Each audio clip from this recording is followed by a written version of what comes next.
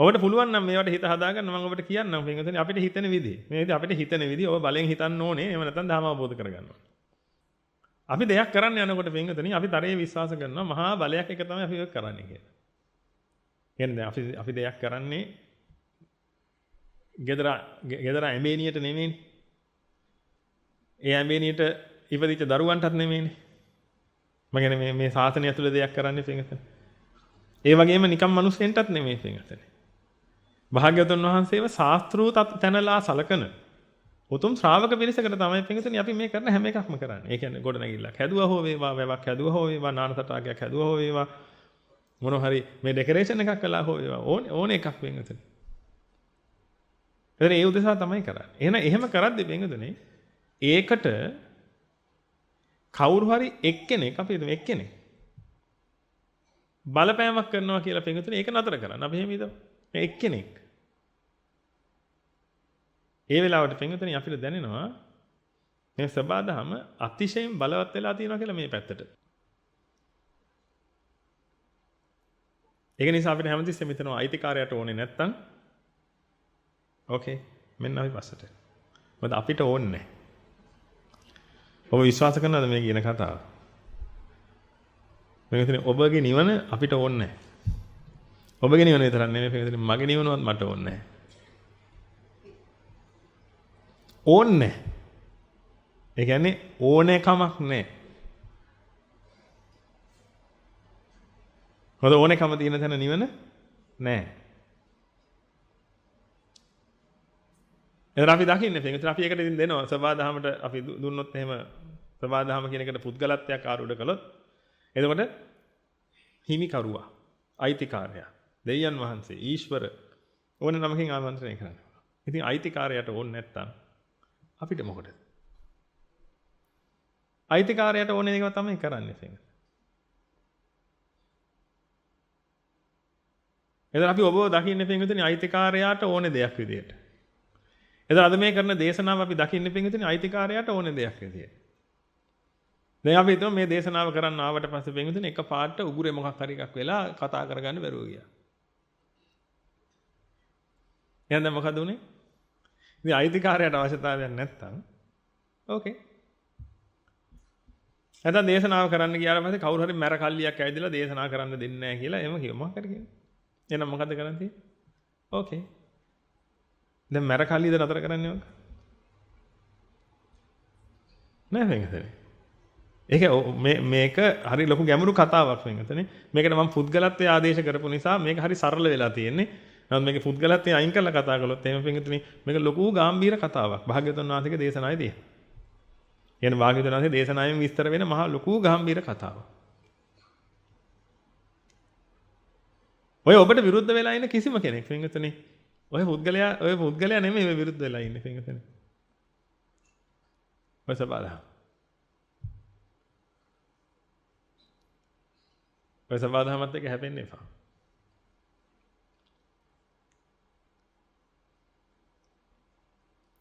හැබැයි මෙහෙම එකක් තියෙනවා. ඔබට ලෝකයේ දියුණු වෙමින් ඉස්සරහට යන්න ඕන නම් මොකද කරන්න ඕනේ? ඉතින් මට කියන්න බෑ ඒක කරන්න කියලා. ඉතින් ලෝකයේ දියුණු වෙමින් ඉස්සරහට යන්න ඕන නම් පින්විතනේ ඔබට සබාදහම අතට ගන්න වෙනවා පින්විතනේ. අතට අරගෙන ඒ කියන්නේ මේ දේවල් කරගෙන ගහගෙන මරාගෙන කොටාගෙන ඉස්සරහට යන්න වෙනවා. මම මේ කියන්නේ පින්විතනේ ඔබ සබාදහමට සරෙන්ඩර් වෙන්න නම් යන්නේ. ඔබ අවබෝධයට ගන්න පින්විතනේ ඇත්තටම මේ මොකද්ද වෙන්නේ කියලා. මේ නැගී හිටින්නේ පින්විතනේ ඇත්තටම මේ විශ්වයේ තියෙන සමස්ත විපාක ශක්තිය. ඒ සමස්ත විපාක ශක්තිය අපිට එරෙහිව ඉන්න වෙලාවක පින්විතනේ අපිට එරෙහිවුවත් ආයි වැරදි ඒ කතාව. ඒ කියන්නේ පින්විතනේ නිගමන හිතන්න අපි හැමෝම එකතු වෙලා චෛත්‍යයක් හදනවා. ඒක ඉතින් ගල් බැඳලා බැඳගෙන යනකොට පින්විතනේ මේක නිකන් පිරමීඩයක් වගේ වුණා මිසරේ තියෙන. නමුත් අපි හැමෝටම ඕනුනේ පින්විතනේ චෛත්‍යයක් හදන්න. ඒකට තමයි අපි හැමෝම මේක කරගෙන ගියේ. නමුත් අන්තිමට ඒක පිරමීඩයක් වුණා. එහෙනම් දැන් ඔබ කල්පනා කරලා බලන්න පින්විතනේ ඒක කොච්චර අපි මොනවා හිතාගෙන මේක කරන්න ගියත් පින්විතනේ අන්තිමට ඒ අදාළ විපාක ශක්තියට ඕනේ දේ නේද සිද්ධ වෙන්නේ. ඒ ඕනේ දේ ගොඩක් දුරට අපිට ඕනේ දේත් වෙන්න පුළුවන් පින්විතනේ. නැත්නම් ඔබ කියයි ඉතින් අපිට ඕනේ තරම් වෙන්නේ. දැන් මට මේක ගන්න ඕන වුණාම මට ගන්න පුළුවන් නේ. එහෙම කියන්නේ. ඒක හරි පින්විතනේ. ඔබට මේක ගන්න ඕන වුණාට පස්සේ ඔබ මේක ගන්නවා තමයි. ඒක හරි. නමුත් ඒක ඔබ ගන්න පින්වතුනි ඔබට ඒ අදාළ විපාක ටික සැකසීලා තියෙන්න ඕනේ. ඒ විපාක ටික සැකසෙන්න අදාළ කරුණු ටික සකස් වුණාට පස්සේ විපාක ටික සැකසෙනවා. ඒ විපාක ටික සැකසුණාට පස්සේ පින්වතුනි එහෙම එකක් විද්‍යමාන වෙනවා. එතකොට අපි හැමෝම එකතු වෙලා චෛත්‍යයක් හදන්න ගියා. නමුත් අන්තිමට හැදුනේ පිරමීඩයක් නං. ඔබ අවබෝධයට ගන්න ඕනේ නැද්ද පින්වතුනි? මේ වෙලාවේ තියෙන විපාක ශක්තිය පිරමීඩයකට තමයි මේ විපාකේ හදලා තියෙන්නේ. ඒක වෙනම ගලවනවා ඊට පස්සේ ගලවනවා. ඒක හරි. දැන් මම මේ කියන්නේ ඔබට මේක අවබෝධ කරගන්න පුළුවන් නම් ඔබට කේන්ති යන්න හේතුවක් නැහැ නේද පින්වතුනි? කේන්ති යන්නේ පින්වතුනි ඔබ දෙවියන් වහන්සේ වෙන්න යන හින්දා නේද? يعني ඔබ සබාධම අතට ගන්න යන නිසා නේද පින්වතුනි? ඔබ සබාධම නෙමෙයි පින්වතුනි දැනට. දවසක ඔබ සබාධම බවට පත් වෙනවා. සබාධම බවට පත් වුණාට පස්සේ ඔබ හැමතැනම ඉන්නවා පින්වතුනි. ඔබ තමයි හැමදේම පින්වතුනි ඊට පස්සේ.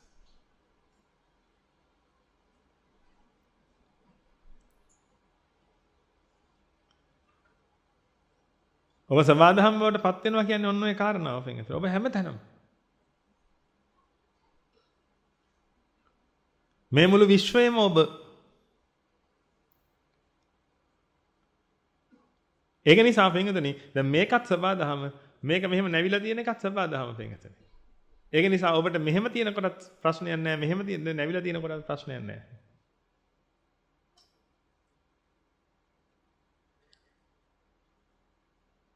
නමුත් ඔබ සබාධමෙන් වෙන් වෙලා ඉන්නකොට පින්වතුනි ඔබට තියෙනවා එක ඕනෙකමක් සමස්ත විපාක ශක්තියට තියෙනවා එක ඕනෙකමක් ඒකට ඕනෙකම නෙමෙයි ඇත්තටම කියන්නේ පින්වතුනි සමස්ත විපාක ශක්තියට වෙන බලපෑමක් තියෙනවා. සමස්ත විපාක ශක්තිය අරහා උපදින්න තියෙන බලපෑමක් වෙනම තියෙනවා. ඔබට ඕනේ කියලා හිතන එකක් වෙනම තියෙනවා. ඔබට ඕනේ කියලා හිතන එක වෙනම තියාගෙන ඔබ සමස්ත විපාක ශක්තියට ශක්තිය එකතු කරනවා පින්වතුනි. ඒක හැදෙන්න. ඒකින්ද ඔබ එකතු කරන ශක්තියත් ඒකට බලපානවා.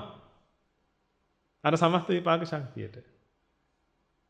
ඒක බලපාලා පින්වතුනි අර බාහිරින් තිබිච්ච අනිත් විපාකයි ඔබ එකතු කරපු ශක්තියයි මේ ඔක්කොම සම්බන්ධ වෙලා සමස්ත බලපෑම නිර්මාණය වෙනවා. ඒ සමස්ත බලපෑම නිර්මාණය වුණාට පස්සේ ඒක ඔබගේ ඕනෙකමත් එක්ක ගැලපෙන්නේ නැත්තම් ඔන්න ඔබට කේන්ති යනවා, තරහ එනවා, දුක හිතෙනවා, ඒ ටික වෙනවා. ඒ ඔබගේ ඕනෙකමට අර ටික ගැලපෙනවා නම් ඔබට සතුටුයි. ඔබට මේ ලෝකේ ඉන්න ඕනේ කියලා හිතෙනවා. මේක හරි ජොලි ලෝකයක් කියලා හිතෙනවා.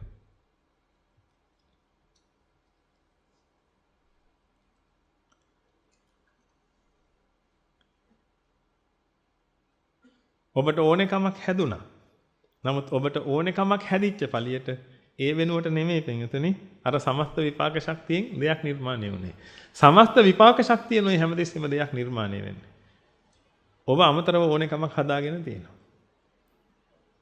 ඔන්න ඔය සමස්ත විපාක ශක්තියට තමයි අපි සබාධම කියලා කියන්නේ. නැතුව කැලේ ඉන්න බල්ලටයි හරකටයි ගෝනටයි නෙමෙයි.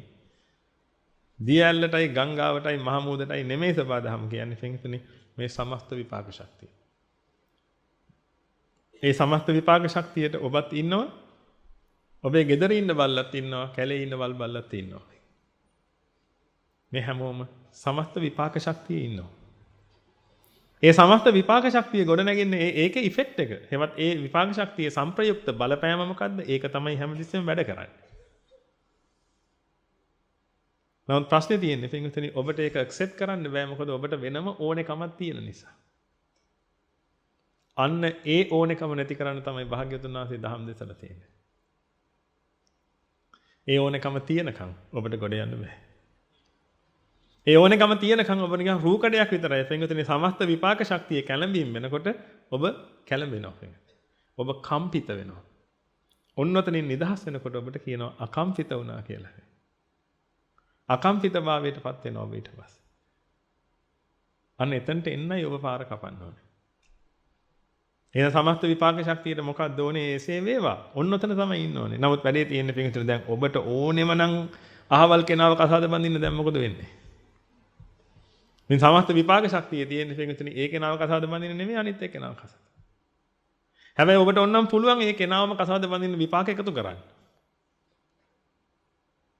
ඒ නිවි ශක්තිය එකතු කරන්න පුළුවන් පින්වතුනි. මොනවා හරි කර තව මොනවා හරි හොය ඉතින් ඔය හඳහන් ඔය එක ඒවා බල කරන්න පුළුවන් පූජා විදි ආරිය මොනවාරි. ඒවා බලපානවා පින්විතනි. ඒකයි කියන්නේ ඒවා බොරුයි කියලා වීසි කරලා දාන්න එපා. ඒවා බොරු නම් මෙච්චර කාලයක් පවතින විදියක් නැහැ නේ පින්විතනි. ඒ වීසි කරන්න එපා. හැබැයි නිවන කර ගැනීම උදෙසා වෙලාවක් කලාවක් බලන්න එපා. මාගාවට එන්න මම බලලා දෙන්නම් වෙලාව. හැබැයි තත්කාලයක් බලන්න පින්විතනි. ඒ කියන්නේ ඒ වෙලාවේ බලන්නේ ඒ වෙලාව තමයි වෙලාව. ටංගාල කියනවා දැන් මම දාන්න පුතේ ඇප්ලිකේෂන් එක දැන් තමයි වෙලාව සුබ වෙලාව හරි දැන් කියලා.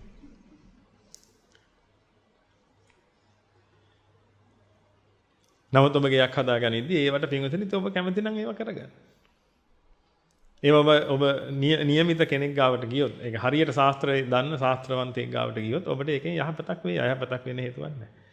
ඒ වගේම ඉතින් ඒ ශාස්ත්‍ර කරන ඉතින් ශාස්ත්‍රය දන්නේ නැති නමුත් කටින්ම මේ බිස්නස් එක කරගෙන යන එහෙම පිරිස ඉන්නවා. ඉතින් ඒකකට අහු වුණොත් ඔබ ඊට පස්සේ ඒ ශාස්ත්‍රයටත් දොස් කියනවා. පස්සේ කියනවා එහෙම ශාස්ත්‍ර බොරු ඔය ඔක්කොම බොරු කියලා.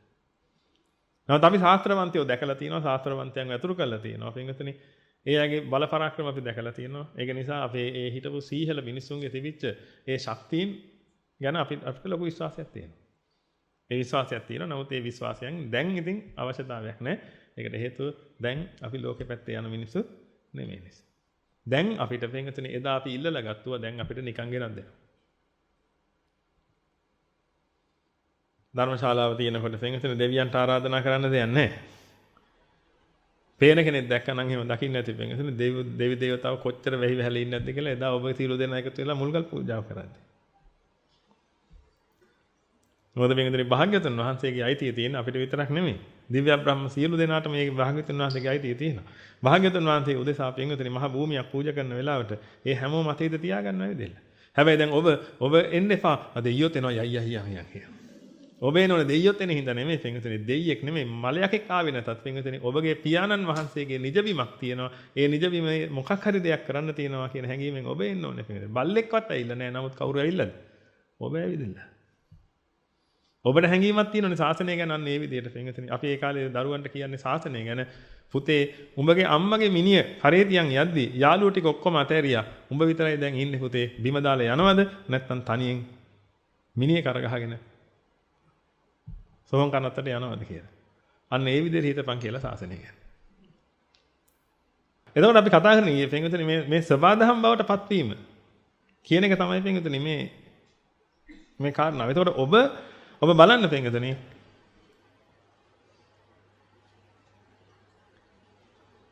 සබාදහමට විරුද්ධ වෙන්න කටයුතු කිරීම කියන එක පින්වතුනි ඔබගේ වර්ගෙන් අහගන්නේවා. සබාදහමට විරුද්ධව යන්න කටයුතු කරනවා.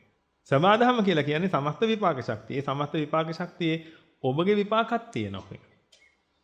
ඔබත් විපාක දැම්මා. තව කට්ටියකුත් විපාක දැම්මා. අර අපි කිව්වේ ඔබත් gadol බැන්දා. තව කට්ටියකුත් gadol බැන්දා. ඔය ඔක්කොම එකතු වෙලා බැන්දා gadol. ඔබට ඕනකමක් තිබ්බ චෛත්‍යයක් හදන්න. නමුත් හැදුනේ මොකද්ද? පිරමීඩ් එක. එහෙනම් පින්වතුනි මේ වෙලාවේ සමස්ත විපාක ශක්තිය තියෙන්නේ මක් වෙන්නද? පිරමීඩ් එක හැදෙන්න.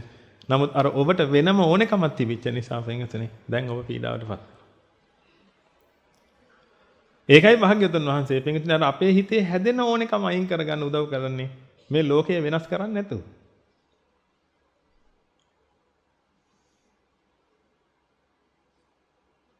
ලෝකේ ජය ගන්න නම් ඔබට වෙන දේවල් කරන්න පුළුවන්. එතනනේ අපි හිටියේ. කීයේදී ලෝකේ ජය ගැනීම පිණිස දේවල් කරන්න පුළුවන් පින්වතුනි. නමුත් ඔබ නිවන් දකින්න පිණිස නම් ඔබට ඇත්තටම කරන් තියෙන එකම දෙයයි සබාදහමට සරෙන්ඩර් වෙන්න. සබාදහමට සරෙන්ඩර් වෙන කෙනා පින්වතුනි දිනනවා. සරෙන්ඩර් වෙනවා කියලා කියන්නේ මොකුත් නෙමෙයි පින්වතුනි. ඔබට අමුතුවෙන් දෙයක් කරන්න නැහැ. ඔබගේ හිතේ හැදෙන ඔය ඕනෙකම නැති කරගන්න.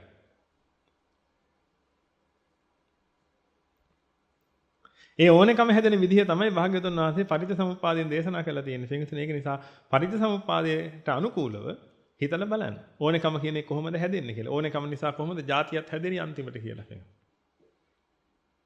මමත් හැදිලා ඕනෙකමත් හැදිලා මට ඕනේ කියන හැඟීමක් ඔය කොහොමද එන්නේ කියලා පින්වතුනි. මට තමයි හැමදෙස්සෙම ඕනේ පින්වතුනි. මට කියන මම කියන එක නැතුව ඕනෙකම කියන එක කවදාකවත් ලෝකේ පවතින්නේ නැහැ. හැමදෙස්සෙම මට තමයි ඕනේ. එහෙනම් ඔබට මම කියන හැඟීම නැතුව කවදාවත් පින්වතුනි ඕනෙකම කියන එක හටගන්නේ නැහැ. එහෙනම් ඕනෙකම හරහා මම දක්වා යන යාන්ත්‍රණයක් තමයි මේ තියෙන්නේ පින්විතනේ හැමතිස්සෙම. ඕන ඕක නතර කරගත්තේ නැත්නම් ඔබ හැමදාම පීඩාවටපත් වෙන එක තමයි වෙන්නේ. මොකද සමස්ත විපාක ශක්තිය හැමතිස්සෙම පින්විතනේ ඔබට වද කරනවා. හොඳට කල්පනා කරලා බලන්න ඔබගේ ජීවිතේ ඔබ මේ විඳින වද වේදනා ඔක්කොටම හේතුව පින්විතනේ ඔබට වෙනම ඉච්ඡාවක් තියෙනවා. ඇයි ඒ? ඔබ සබාධම නෙමෙයි. පින්විතනේ ඔබ දන්නවා දැන් මේක මං ලක්ෂ වතාවක් කියලා ඇති ඔබට පින්විතනේ ඔබ සබාධම නමුත් ඔබට හැඟෙනවා පින්විතනේ ඔබ වෙනම එන්ටිටි එකක් කියලා. ඒක මහා පුදුම කරුමයක් නෙවෙයි.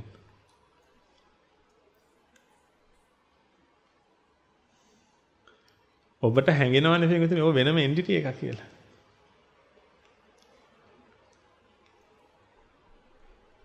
මේ සමස්ත විශ්වය වෙනම තියෙද්දි පින්විතනේ ඔබ වෙනම එක්කෙනෙක්.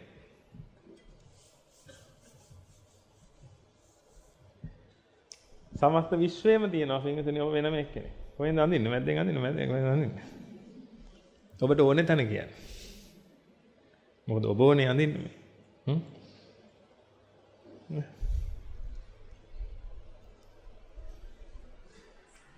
ඈත ඉන්න අයට පේන්නේ නැත්නම් හරි. ඒ කියන්නේ පේන්නෙත් නැති තරම් පුංචි මිනිස්සෙක් ඔබ පින්විතනේ.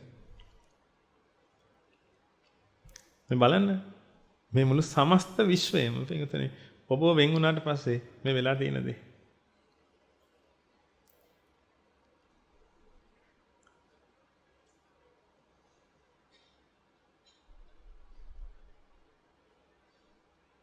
ඔබ අහලාද පින්විතනේ යතිවරු කියනවා පින්විතනේ කැමති ලෙස නෑ මේ ලෝකය කියලා. පින්විතනේ මෙන්න මේක තමයි ඒකේ අර්ථය.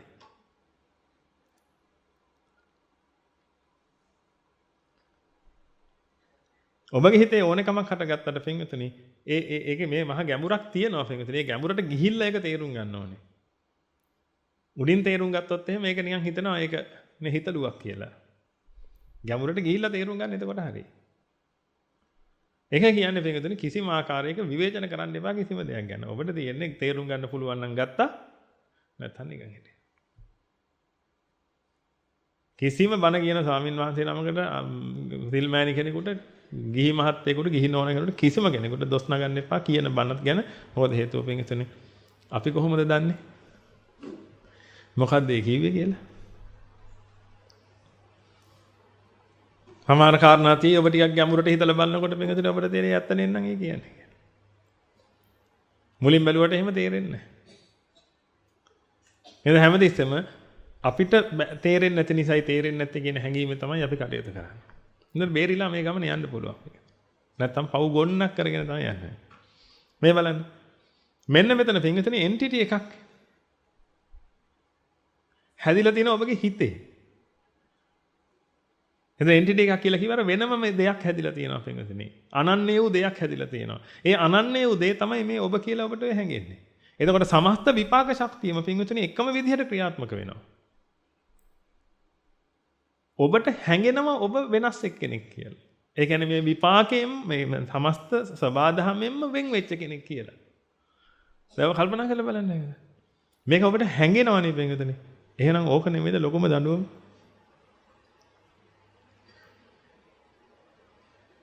මේ විදිහට හැඟෙන එක නෙමෙයිද බලන්න ලොකුම දඬුවම පින්විතනේ. කියන්නේ මේ මුළු සබාධම එකට තියෙද්දි ඔබ විතරක් වෙන් වෙලා හැඟෙනවා ඔබට.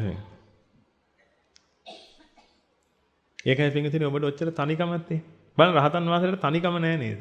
මහා වනාන්තරෙත් ඉන්න පුළුවන් පින්විතනේ.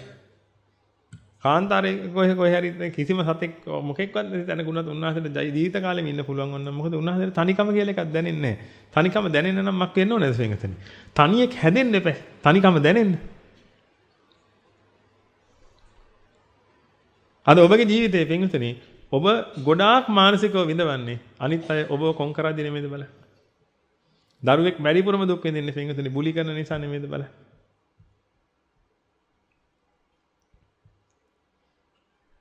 මානසිකව විඳවනවා පින්විතනේ. ඒ මානසිකව විඳවන්න වෙලා තියෙන මොකුත් නෙමෙයි මෙන්න මෙහෙම එකක් හැදිලා තියෙන නිසා. පුද්ගලයෙක් වගේ එකක් හැඟෙනවා ඔබට. ඉතින් මේ පුද්ගලයා දැන් මුළු සබාදහමෙම වෙන් වෙලා ඉන්නේ. ඒ වෙන් වෙච්ච පුද්ගලයා දැන් මොකද කරන්නේ? තව කාටද පිරිසව හොයනවා. මං තනි වෙලා නේ. මං ඉන්නවා මං තනි වෙලා. ඉතින් ඔය තනිකම දුරු කරගන්න තියෙන ක්‍රමය මොකද්ද මේකට? ලෝකයට නම් හිතෙන්නේ තව එක්කෙනෙක් හිටියා නම් හරි කියලා. මං වගේ තව එක්කෙනෙක් හිටියා නම් හරි කියලා. නේද? නමුත් ඇත්තටම කරන් තියෙන්නේ මොකද්ද මේකට? මොකද ඔබත් මේකම වුණා නම් ඉවරයි නේද?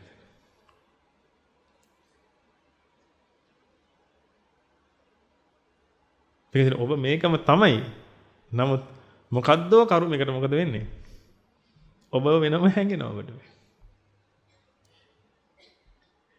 අර පණින රිලවට ඉනිමග බැඳා වගේ පින්වතුනි ඔබට අනිත් අයත් ඉන්නවා කියලා හැංගෙනවා. ඒක නිසා දැන් ඔබට ලොකු අරුමයක් නෙමෙයි. මේක ඔබ දන්නවා මාත් ඉන්නවා අනිත් අයත් ඉන්නවා. අපි ඔක්කොම එකතු වෙලා මේ සබාදහමේ උපකුලක කියලා ඔබට හැංගිලා තියෙනවා.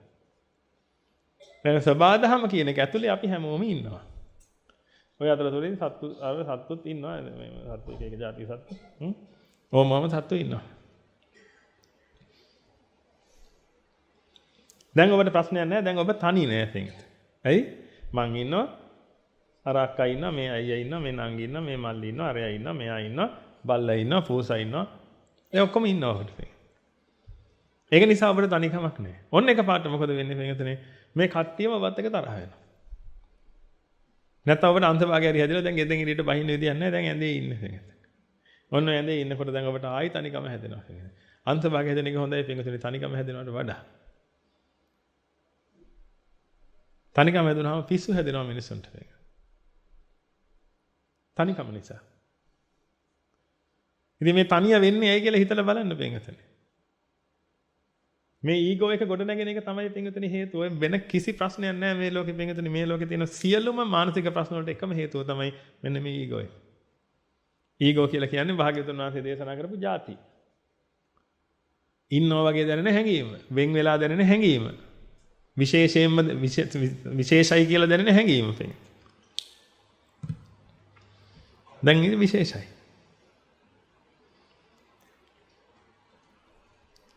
ඔය දඬුවමක් ඔය විඳින්න පින්වතුනි. ඔය ඔබට කේන්ති යන්නේ ඒක නිසා. වෙන මොකුත් නැහැ. ඔබ ඔය ඇලෙන්නේ ලෝකෙට පින්වතුනි. ඔබට ඕනේ දේ වුණා කියලා ඔබට හිතෙනවා. ඒක නිසා ඔබ ලෝකෙට ඇලෙනවා. අනිත් පැත්තෙන් ඔබට ඕනේ දේ උනේ නැහැ කියලා ගැටෙනවා පින්වතුනි. ඒක නිසා ඔබ ලෝකෙත් එක්ක ගැටෙනවා. නමුත් ඇත්තටම ඔබට ඕනේ දෙයක් උනාවත් උනේ නැවත් නෙමෙයි පින්වතුනි. ලෝකේ සමස්ත විපාක ශක්තියට අනුකූලව සිද්ධ වුණා. ඒකයි හේතුම් පටිච්ච සම්භූතං. හේතු භංගා නිරුජ්ජති. හේතුම් පටිච්ච සම්භූතං උනේ පින්වතුනි. හේතුන් ටික ගැලපුණාට පස්සේ සම්භූතයක් වුණා. ඒ හේතුන් ටිකට ඔබගේ සිතුවිල්ල ගැලපිලා තිබ්බනම් ඔබගේ ඕනෙකම ගැලපිලා තිබ්බනම් පින්වතුනි දැන් ඔබට ඕන එක තමයි උනේ. හැබැයි ඕන එක උනා නෙමෙයි. උනා ඒක තමයි ඔබට ඕන වෙලා තිබ්බේ. ඒක නිසායි පින්වතුනි ඒක වැරදියට ගත්ත නිසායි ඔබ රාග වෙන්නේ. ඒක ඔබ හරියට අවබෝධ කරගත්තා නම් මට ඕන එකමක් තිබ්බා තමයි. හැබැයි මේ හැදුනේ මට ඕනේ වෙච්ච හින්දා නෙමෙයි කියලාවත් අරුමතරමේ තේරෙනවා නම් පින්වතුනි මේ හේතුන් ටික ගැලපෙනකොට ඒට අදාළ වූ විද්‍යමාන වීමක් වුණා කියන එක නම් ඔබට ඒක වැටහෙනවා නම් අර ඕනෙකම තිබ්බත් ඔබ රාග වෙන්නේ නැහැ පින්වතුනි. කලින් ඕනෙකම තිබ්බා තමයි. නමුත් දැන් ඔබට ප්‍රඥාව පහළ වුණානේ.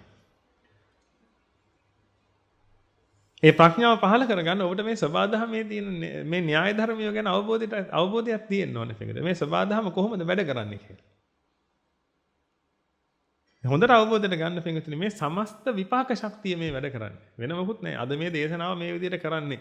මේ පිරිස මෙහෙම වනහන්නේ අර පිරිස මෙහෙම වනහන්නේ අතරින් පතර එක්කෙනෙක් නිදාගෙන ඉන්නේ අතරින් පතර එක්කෙනෙක්ට චූබර හැදලා ඉන්නේ අතරින් පතර දැන් මොන හරි වෙනත. තව කෙනෙකුට දාඩිය දාලා තියෙන හේතුවෙන් තව කෙනෙක් මොන එක එක මානසික තලවල ඇති. තව කෙනෙකුට ලොකු ප්‍රශ්නයක් පුතා මෙහෙම වුණා දුව මෙහෙම වුණා. ඒ ඇසේ ඒව හිතෙනවා හේතුව. තව කෙනෙක් අද මේ වෙලාවේ ලේ දෙන්න ගිහිල්ලා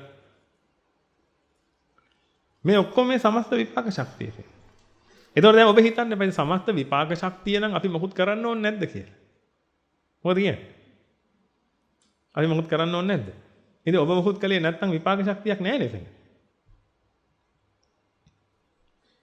දැන් සමස්ත විපාක ශක්තිය කියනකොට ඔබ වයින් කරලා ගන්න එපා.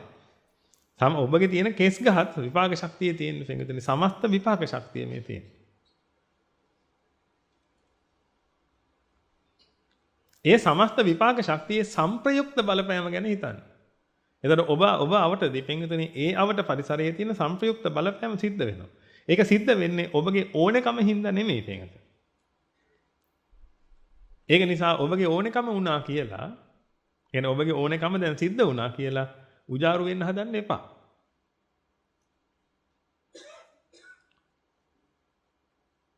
එහෙම වුණොත් පින්විතනි ඔබට හිතෙනවා ඕනකම කියන එක ඕකේ කියලා වෙනවා.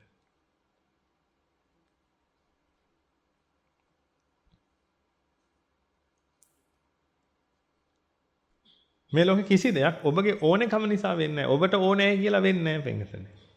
හැබැයි ඔබට ඕන නම් පුළුවන් මක් කරගන්නද? කරුණු සකස් කරගන්න. කොහොමද කරුණු සකස් කරන්නේ? සමස්ත විපාක ශක්තියට බලපෑම් කරන්න.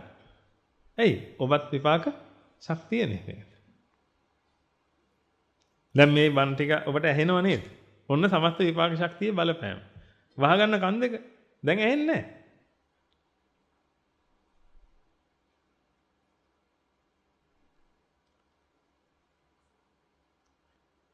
එතකොට දැන් මට මේ බණ ටික අහන්න ඕනේ නැහැ කියලා ඔබ කන් දෙක ඇඟිලි ගහගත්තා. දැන් ඇහෙන්නේ නැහැ නේ. එතකොට දැන් ඔබට හිතෙනවා මොකද්ද? දැන් මට ඕන එක තමයි මේ ලෝකෙ සිද්ධ වෙන්නේ කියලා. එතකොට දැන් මට ඕන එක සිද්ධ වුනේ නැති වුණාට පස්සේ මොකද වෙන්නේ පින්වතුනි? අන්න ඒකට අල්ල ගන්නවා පින්වතුනි කාව හරි. එක්ක දෙවියන් වල්ල ගන්නවා, එක්ක බ්‍රහ්මයා වල්ල ගන්නවා, එක්ක නෝනාව මහත්තයා වල්ල ගන්නවා, නැන්දම්මව ලේලි වල්ල ගන්නවා. මේ කාව හරි කෙනෙක්ව අල්ල ගන්නවා පින්වතුනි. අද ඔබගේ ජීවිතේ වෙච්ච හැම එකටම මම කියන්න ඕනේ කවුද පින්වතුනි? නැන්දම්මා. තව කියන්නේ ලේලි. ඊළඟට තව කවුද? එහා ගෙදර මිනිස්සයා, මෙහා ගෙදර මිනිස්සයා. අද පින්වතුනි ඔබගේ ජීවිතේ කොච්චර අපායක් වෙලා තියෙනවද කියලා ඔබ බලන්න පින්වතුනි. අද සමහර විට ඔබ ඇසුරු කරන අයගේ දියුණුව ඔබට බලන් ඉන්න බැරුව ඇති. මම කියන්නේ ඔබට එහෙමයි කියලා.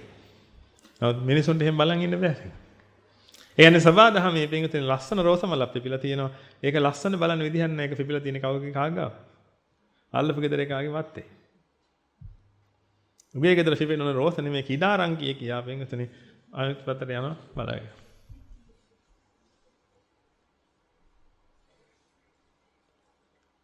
සබාදහමේ අසිරිය බලා ගන්න විදිහක් නැහැ. ඇයි ඔබට ඕනකමක් තියෙනකොට පින්වතුනි සබාදහමේ අසිරිය ඔබට පේන්නේ නැහැ. දුන් හිඳ දියැල ගාවට යනකොට පින්වතුනි එතන ලස්සන මල් පඳුරක් තියෙනවා. ඒකේ යට පින්වතුනි තඩී බලු බෙට්ටක් තියෙනවා. ඔබට අන්න ඒකේ තියෙන ලස්සන සුන්දර සිරිය බලා ගන්න හම්බෙන්නේ නැහැ කවදාවත් පින්වතුනි. මොකද හේතුව ඔබ රෝස වලට කැමති වුණාට බලු බෙට්ටට කැමති නැහැ පින්වතුනි. ඒක නිසා ඔබට සබාදහම රස විඳින්න හම්බෙන්නේ නැහැ කවදාවත්.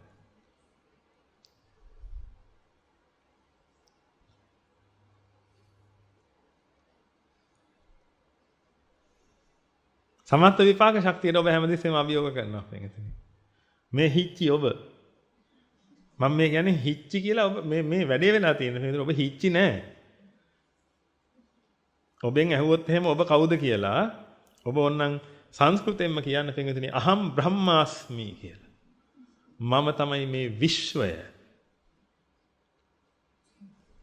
ඒක තමයි ඇත්ත කතාව පින්වතුනි.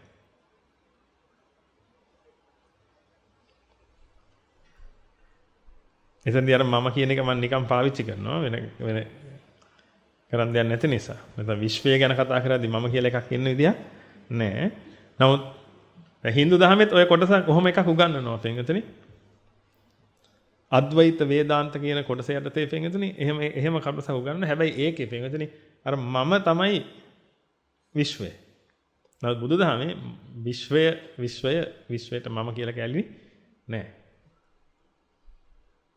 මම කියන්නේ වෙන්වීමට නෙවෙයි වෙන්වීමක් වුණාම දැන් මමත් කියනවා විශ්වය මම කියලා ඔබත් කියනවා විශ්වය මම කියලා පස්සේ අපි දැන් රණ්ඩු වෙලා දිනන කෙනා විශ්වය මම කියා ගන්න.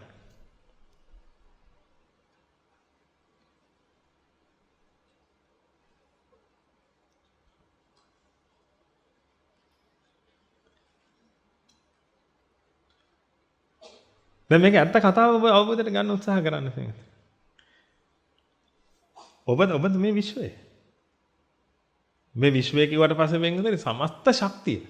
එතකොට මෙතනත් මේ ශක්තියක් තියෙනවා. මේකෙත් ශක්තිය තියෙනවා. මේකෙත් ශක්තිය තියෙනවා. මේකෙත් ශක්තිය තියෙනවා. මේ ශරීර හැදෙන්න වෙනම ශක්තියක් තියෙනවා. ශරීර හැදෙන්නේ නැතුව දැන් මේ එළියේ තියෙන වෙනම ශක්තියක් තියෙනවා. හිත කියන්නේ තව වෙන ශක්තියක් තව. මෙහෙම ශක්ති ගොන්නක එකතුවක් තමයි පින්වතුනි විශ්වය කියලා කියන්නේ.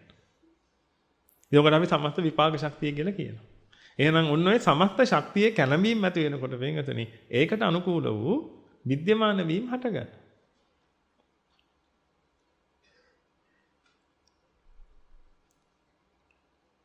ඉතින් ඒ විද්‍යමාන වීම ලස්සනයිද කැතයිද කියන්නේ කොහොමද?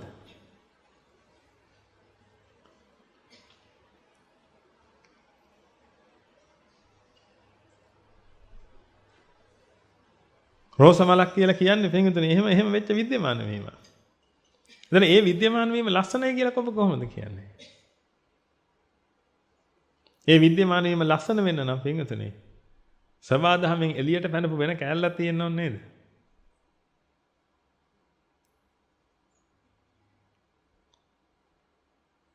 සබාධමෙන් එළියට පැනපු වෙන කෑල්ලක් සබාධම ගැන කියන කතාවක් නේද ඔය කියන්නේ පින්විතනේ? ඉතින් ඔබට මේ සබාධම ලස්සන වුණත් කැත වුණත් මතක තියාගන්න ඔබ පෙරදිලා ඉවරයි පින්විතනේ. මොකද සබාධම ලස්සනත් නැහැ කැතත් නැහැ. සබාධම නියුට්‍රල් උදාසීනයි. සබාධම උදාසීනයි.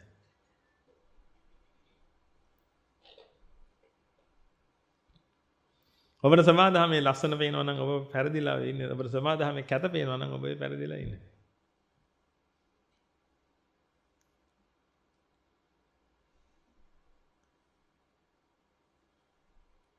සබාධම ලස්සනත් නැහැ කැතත් නැහැ. සබාධම ගැන කමෙන්ට් කරන්න පින්විතනේ. සබාධමෙන් අයින් වෙච්චයි. එනේ සබාධමෙන් එළියට මතු වුණා. මම කියලා එකක් ආවා. මතු වුණා. ඒක නිසා අද සබාධම වර්ගීකරණයට ලක් කරනවා. සබාධමේ වර්ග කියන්න බලන්න. දැන් ඔබට තියෙන සබාධමේ වර්ග ඕනේ තරම්. මල් වතු වර්ග කරලා තියෙනවා කාන්තාර. එක එක જાතියක වර්ග කරලා තියෙනවා පින්වතුනි සබඳ. ඒතර මේ වර්ග කළාට පස්සේ ඊළඟට ඔබට තියෙනවා පින්වතුනි ඒවා සම්බන්ධව ඔබ දරන මත. ඒකට හේතුව පින්වතුනි ඔබ මතයක් පළ කරනවා සබාධමෙන් අයින් වෙලා. සබාධම ඇතුලේ ඉන්න කෙනෙකුට කවදාකවත් සබාධම ගැන මතයක් පළ කරන්න බෑ. දැන් ඔබ හිතන්න එපා ඒක නේනම් දැන් අලි ඇත්තු අරෙමේ ඉන්නවා. හරක් මූ වරේමේ ඉන්න කවදාකවත් සබාධම ගැන මතයක් පළ කරන්නේ නැහැ නේ කියලා. එහෙම එකක් නැහැ. පිටුදින මතයක් පළ කරන්න සිහියක් නැහැ ඒකුන්ට. එහෙනම් ඔබ හිතන්න එපා පිටුදින දැන් සමහර අය නිකන් මේ වැරදියට වටහාගෙන තියෙන කාරණා තියෙනවා පිටුදින. සුනාමියක් එනකොට අලියට දැනෙනවා. ඒකට හේතුව ඒ අය සබාධමනේ. මනුස්සයට දැනෙන්නේ නැහැ. සබාධම නෙමෙයිනේ. ඔන්නෝම මත පළ කරනවා පින්වතුනි. අපිට දැනෙන විදියට පින්වතුනි ඒව දොස් සහිත තැන් තියෙනවා.